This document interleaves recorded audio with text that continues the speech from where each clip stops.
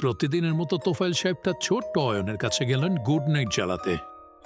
এটি ছিল তাদের নিয়মিত রুটিন।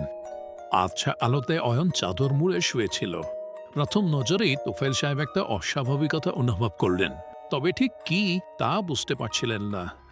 অয়ন ঠিক আগের মতোই ছিল, কিন্তু তার মুখে ছিল এক বিশাল হাসি, যা কিনা কান থেকে কান পর্যন্ত ছড়িয়ে পড়েছিল।